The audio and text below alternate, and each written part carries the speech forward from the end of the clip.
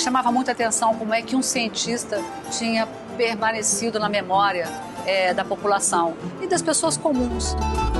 A importância de Oswaldo Cruz é a pesquisa oficializada, o pesquisador pago pelo Estado.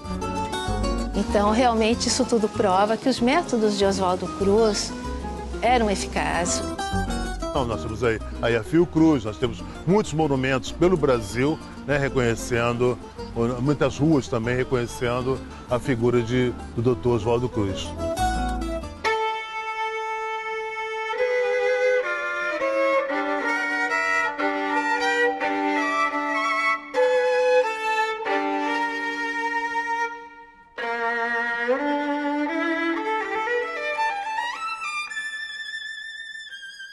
Na virada do século XIX para o século XX, o Rio era lindo, mas sujo. Era um antro de doenças como a varíola e a febre amarela. Para se ter uma ideia, entre 1897 e 1906, cerca de 4.000 estrangeiros morreram vítima dessas epidemias. A luta contra essas doenças teve como quartel-general este prédio aqui em Manguinhos. Mas não foi uma luta fácil. Houve resistência sangrenta que passou para a história com o nome da Revolta da Vacina. Os 140 anos de nascimento do grande cientista brasileiro Oswaldo Cruz é o tema de hoje do programa De Lá Pra Cá. Oswaldo Gonçalves Cruz nasceu em São Luís do Paraitinga, em São Paulo, no dia 5 de agosto de 1872. Era filho do médico Bento Gonçalves Cruz e de Amália Taborda Bulhões Cruz.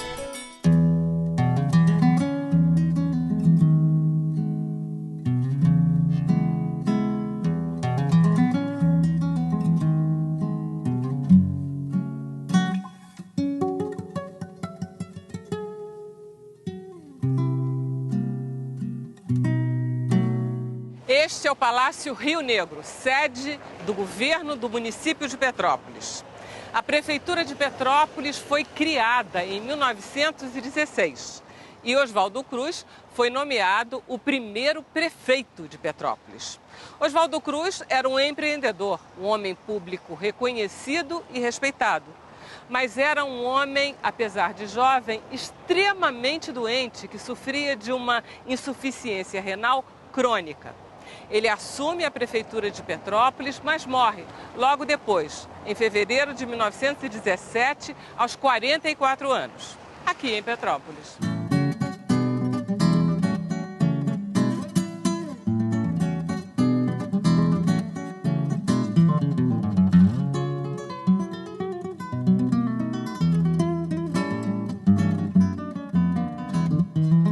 Nara Azevedo é historiadora, pesquisadora e autora do livro Oswaldo Cruz, A Construção de um Mito na Ciência Brasileira.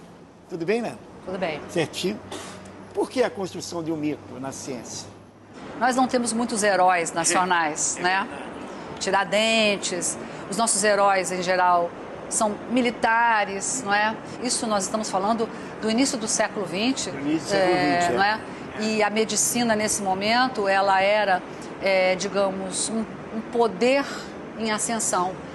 Quer dizer, a ciência e a medicina procuravam um lugar na sociedade brasileira para nela intervir, e imaginava-se que o Brasil poderia ser uma nação desenvolvida, civilizada, como eram os termos da época, como outras nações europeias.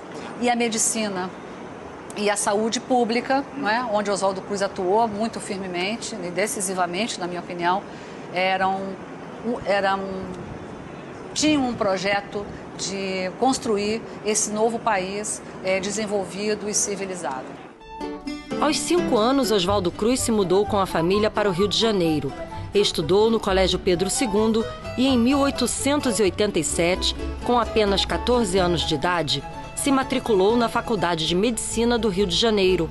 Durante os 6 anos do curso, Oswaldo Cruz se interessou mais pela microbiologia do que pela própria medicina. Ele se forma aos 20 anos e vai fazer aquilo que qualquer médico jovem faria. Vai procurar um emprego num hospital, né? Vai fazer uma carreira de atendimento médico à população. Ele está longe da saúde pública nesse momento e ainda vai ficar assim por um bom tempo, né? Ele assume, no dia que ele defende a tese dele de doutorado, que era assim que se chamava, na Faculdade de Medicina do Rio de Janeiro, o pai falece naquele mesmo dia. E é uma coisa muito dramática, né? Para ele isso. E ele aí assume a clínica médica do pai na fábrica de tecidos Corcovado, vai trabalhar na Policlínica de Botafogo, né? Então, assim, Oswaldo Cruz, durante a década de 90 do século XIX, ele tem essa carreira médica. Em 1894, Oswaldo Cruz foi trabalhar na Policlínica Geral do Rio de Janeiro, onde montou e chefiou um laboratório de análises clínicas ligado ao Serviço de Moléstias Internas. Ainda em 1894, conseguiu diagnosticar como cólera uma epidemia que se proliferava no Vale do Paraíba.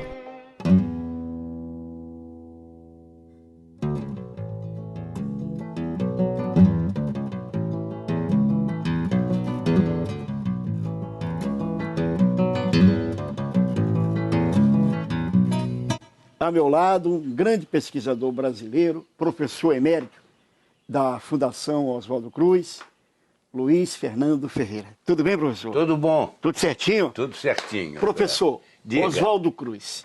Quem foi Oswaldo Cruz? Qual a sua importância para a ciência, para a medicina brasileira? Bom, a minha visão é que Oswaldo Cruz era um gênio. Oswaldo Cruz criou a pesquisa no Brasil. Ele tinha ido estudar na França, passou 2 ou 3 anos no Instituto Pasteur, onde ele tinha estudado com Émile Roux, com Duclos, e ficou muito amigo de Metchnikoff. Metchnikoff foi o homem da imunologia que abriu o caminho. E ele foi capaz de trazer para o Brasil e adaptar ao clima tropical as condições de pesquisa científica de alto nível, que foi o que se fez aqui em Manguinhos no começo e continuou a se fazer sempre. Mas tem uma coisa que já aparece para ele como muito importante para se entender a questão das doenças infecciosas, das epidemias, que é uma coisa, uma ciência nova, uma análise, uma perspectiva nova para se entender como é que se transmitem essas doenças infecciosas, principalmente as epidêmicas. Como eu falei, a febre amarela, a varíola, a peste bubônica e outras ou tantas doenças desse tipo, né? Que chama-se microbiologia. A microbiologia era conhecida no Brasil, mas o principal centro de formação para um médico era Paris, era o Instituto Pasteur de Paris, né? E para lá, Oswaldo Cruz se dirigiu com a família, graças ao sogro, ele já havia casado nesse momento, né? Que sustenta e custeia essa viagem, porque ele não tinha recursos próprios, familiares, né? E muito menos com o que ganhava um médico na época, assim como hoje, mais ou menos. Ele não tinha recursos para ficar estudando um ano, estudando em Paris, no Instituto Pasteur. Na França, Oswaldo Cruz se especializou em microbiologia, soroterapia e em urologia. Ao mesmo tempo, foi estudar medicina legal no Instituto de Toxicologia de Paris. Ele aprendeu a confeccionar as ampolas, provetas e pipetas e se tornou pioneiro na fabricação desse tipo de instrumento no Brasil. Você fala um pouco, vamos dizer, desse Brasil do início do século XX, né? E desse Rio de Janeiro, cheio de doenças. Fala um pouco desse quadro que ele enfrentou. Ele enfrentou um quadro. Havia anúncios na Europa de navios que iam a Buenos Aires sem pousar nos portos contaminados do Brasil. Era tido como uma cidade doente. Cidade doente, cidade que levaria risco quando o navio pousasse aqui, para coisa. E ele quebrou tudo isso. O medo era grande. A febre amarela, o cólera, a peste bubônica e a varíola se alastravam pelas ruas, becos e vielas. Ricos, pobres, cariocas e estrangeiros eram dizimados. Com que armas o Rio poderia ganhar esta guerra contra a morte?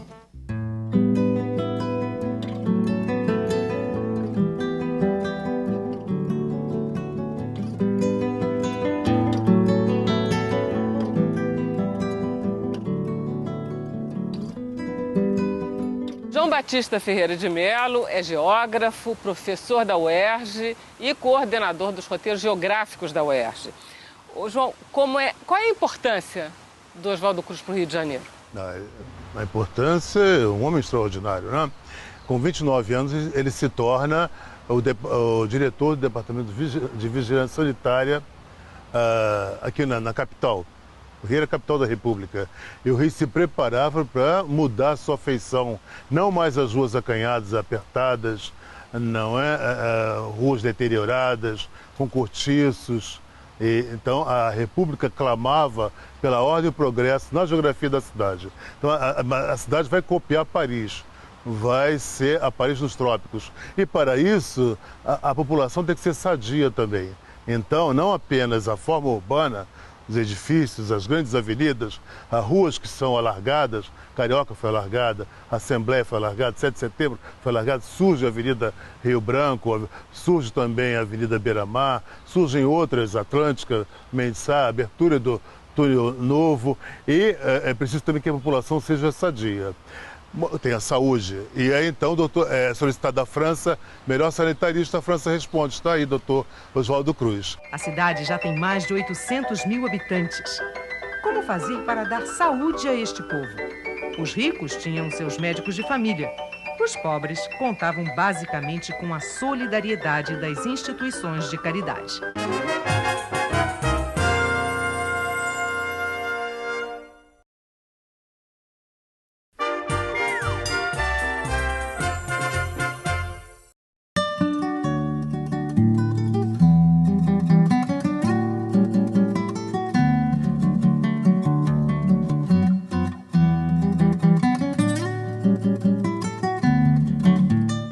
O Instituto Oswaldo Cruz ficava no que era uma fazenda, a Fazenda de Manguinhos, que, como o nome indica, né, Anselmo? O mangue. Era o mangue. Longe da cidade, né? O mar chegava ali no fundo da Baía de Guanabara. O Oswaldo Cruz vinha pra cá? De barco. Isso. Aí contam que eram os barracões onde eles fabricavam soro e eles ficavam todos de jaleco branco, em silêncio, lá trabalhando. E na hora do almoço tinha uma barrica, 2 barricas, uma porta, e aí eles comiam ensopado de batata e de sobremesa uma banana e um café. Mas nessa brincadeira, esse Oswaldo Cruz fundou uma instituição muito respeitada, né? Um centro de referência na área da pesquisa mundial até hoje, né? Eu inclusive, é uma coisa interessante, eu fui testemunha, eu estava aqui nos anos 80, quando foi feita a solenidade de reintegração dos cientistas que tinham sido caçados pelo golpe de 64. Aí cantaram o hino nacional aqui. Sérgio Aroca. Foi na presidência do Sérgio Aroca. Enfim, o Oswaldo Cruz criou uma instituição que até hoje é uma instituição maravilhosa. O Instituto Soroterápico começou a funcionar no dia 25 de maio de 1900. Oswaldo Cruz assumiu o cargo de diretor técnico, produzindo vacina e soro contra a peste bubônica. 2 anos depois, ele assumiu a direção do instituto, que hoje leva o nome dele.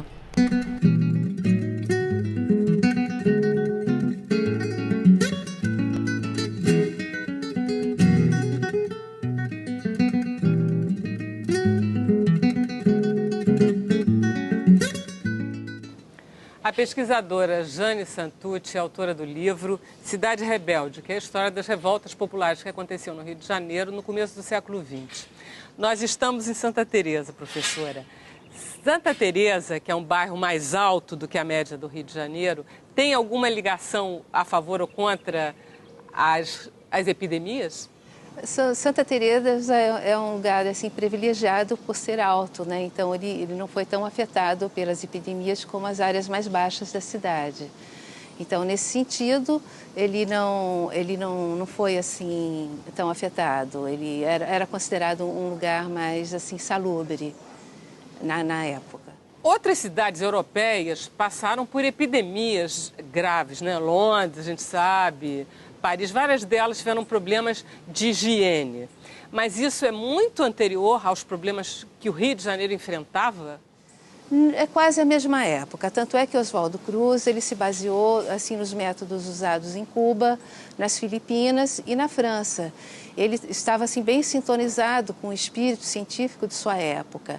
Então, ele acompanhava de perto essa experiência e o método adotado aqui no Rio de Janeiro é esse método que estava sendo usado lá fora e com bons resultados. Todas essas cidades eram imundas e houve necessidade de transformação. Os hábitos também, porque as pessoas não tomavam banho.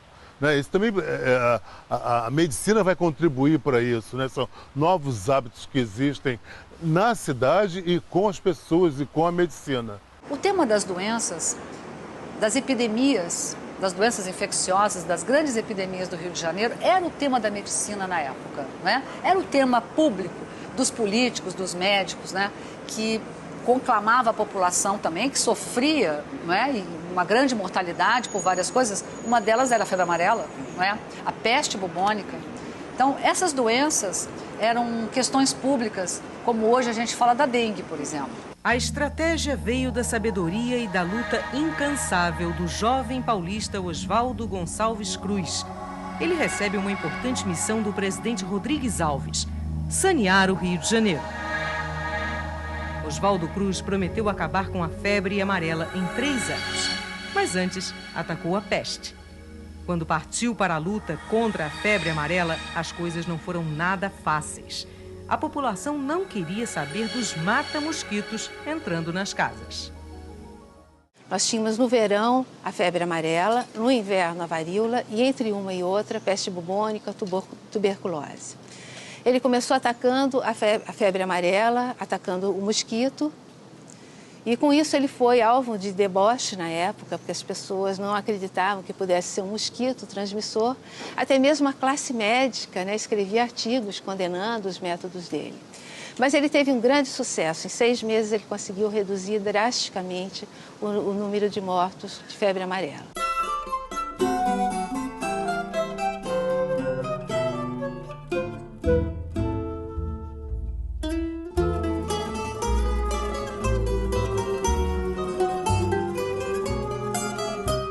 É que Oswaldo Cruz enfrentou uma barra pesada, né, professor? Enfrentou uma barra muito pesada. Ele foi como é? Virou caricatura. Muita caricatura nos jornais, né? Tem muita caricatura de jornal, tem muita coisa. Ele, né? Desmoralizando e combatendo. Ele era um sujeito polêmico, ele era um sujeito que... Mas ele, enfim, tocou para frente, venceu tudo isso. Em 1903, Oswaldo Cruz foi nomeado diretor-geral da Saúde pelo então presidente Rodrigues Alves. No ano seguinte, é decretada a vacinação obrigatória contra a varíola. A medida provoca no Rio a chamada revolta da vacina. Quando o Rodrigues Alves, que é o presidente da República, que diz, olha, vamos fazer o combate às epidemias no Rio de Janeiro, por um lado, e vamos modificar a face colonial dessa cidade, que foi a grande questão também política importante, que é a reforma do centro da cidade. A população está descontente com a vacinação em massa, com o monta-desmonta que a cidade está vivendo, com a expulsão da população do seu universo vivido, não é? Quer dizer, para você abrir grandes avenidas, você expulsa a população e a população vai morar literalmente na cucuia. A revolta da vacina aconteceu no Rio de Janeiro entre os dias 10 e 16 de novembro de 1904.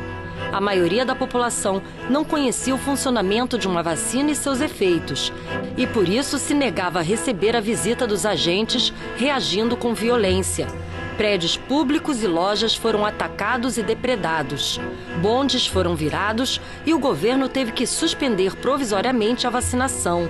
Várias pessoas foram presas e deportadas para o estado do Acre. A vacinação ainda não tinha acontecido e ela vai durar quanto tempo, essa revolta da vacina? Cerca de uma semana, porque nesse meio de tempo o governo recuou, ele retirou o projeto de lei, dizendo que ia fazer uma revisão no texto e tal. Mas nesse momento a cidade já estava incendiada, digamos assim. A cidade inteira, como assim? Olha, a região central, Praça Tiradentes, Avenida Rio Branco em obras, então todo aquele material de obras serviu também as pedras, né, para formar barricadas, Praça Tiradentes e esse caminho até o Catete. O principal foco realmente era o centro da cidade, a ponto dos ônibus, dos bondes deixarem de circular por conta disso e a cidade parar, né, realmente parar, os estabelecimentos fecharem suas portas. E durante os 3 dias mais intensos de rebelião.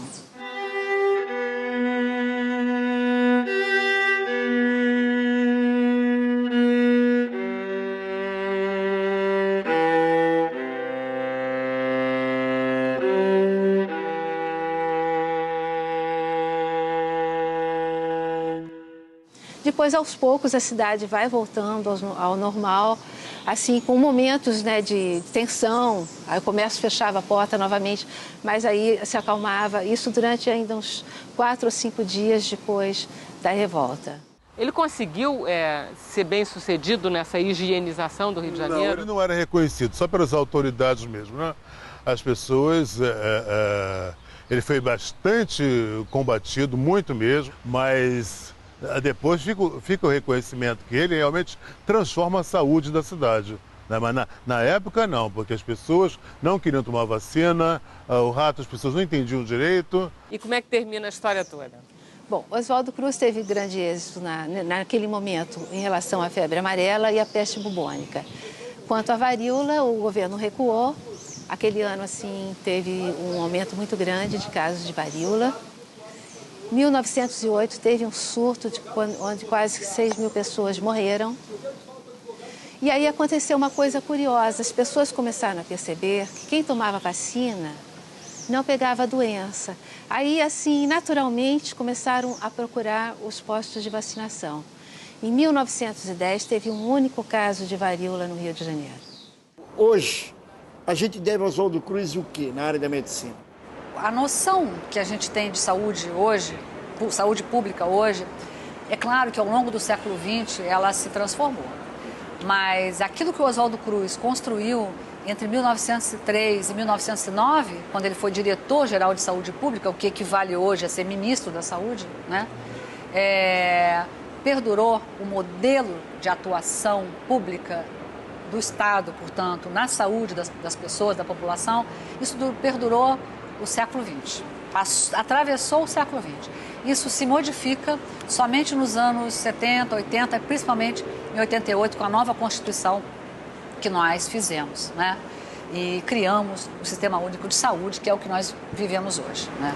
Então, a raiz, você pode encontrar a raiz do Sistema Único de Saúde ali lá atrás, no seguinte aspecto, é de que o Estado é responsável pela saúde da população. Essa noção Isso é uma ideia que vem desde o Oswaldo. Ele inicia isso.